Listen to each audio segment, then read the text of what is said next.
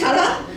জাপানে এসে যে আমি এইটা মানে একটা স্টেজে উঠতে পেরেছি, এটাও অনেক বড় ব্যাপার আমার মেয়ের জন্য, এটার জন্য। আর আমার যারা এখন এখানে বসে আছে প্রায় প্রত্যেকেই মেয়ের বন্ধু, তারাও সবাই বলছে না না আমি সেই কারণে উঠেছি। সুতরাং এটার মধ্যে কোনো ভুল ত্রুটি কিছু হলে হবে এবং সেটা মাফ করে দেবেন যার যার গুণে, আমার গুণে নয়। আমি একটা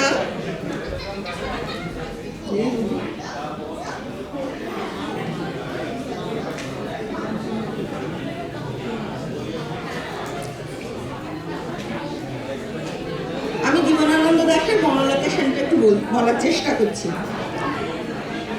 হাজার বছর ধরে আমি পথ হাঁটিতেছি,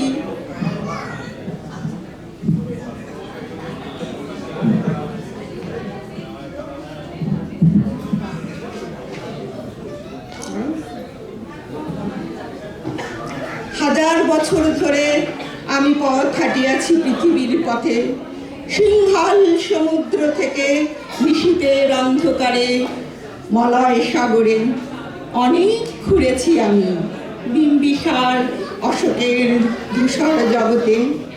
সেখানে ছিলাম আমি আরো দূর অন্ধকারে ধর্মনগরে।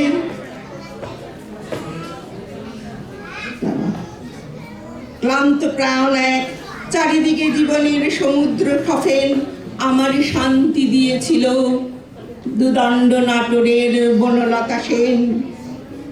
চুল তার কবেকার বিনিসার বিদিশারে নিশা, মুখ তার শ্রাবস্তির কারুকার্য, অতি দূর সমুদ্রের পর হাল ভেঙে যে নাবিক হারায়েছে দিশা, সবুজ ঘাসের দ্বীপ যখন সে দেখে দারুচিনি দ্বীপের ভিতর, তেমনি দেখেছি তারে অন্ধকারে পাখির নীড়ের মতো চোখ তুলে যে বলেছে সে ভালো আছো।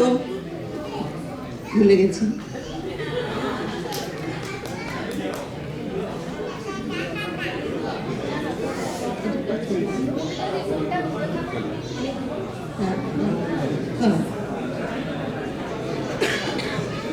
চুল তার কবেকার অন্ধকার বিদিশার এলিশা, মুখ তার শ্রাবস্তির কারুকার্য, অতি দূর সমুদ্রের পর হাল ভেঙে যে নাবিক হারায়েছে দিশা, সবুজ ঘাসের দ্বীপ যখন সে চোখে দেখে দারুচিনি দ্বীপের ভিতর, তেমনি দেখেছি তারে অন্ধকারে বলেছে সে এতদিন কোথায় ছিলেন। পাখির নীড়ের মতো চোখ তুলে নাটোরের বনলতা সেন। সমস্ত দিনের শেষে শিশিরের শব্দের মতন সন্ধ্যা আসে, ডানার রৌদ্রের গন্ধ মুছে ফেলেছি, পৃথিবীর সব রং নিভে গেলে পাণ্ডুলিপি করে আয়োজন। তখন গল্পের তরে জোনাকির রঙে ঝিলমিল, সব পাখি ঘরে আসে, সব নদী ফুরায় জীবনের সব লেনদেন, থাকে শুধু অন্ধকার মুখোমুখি বসিবার নাটোরের বনলতা সেন।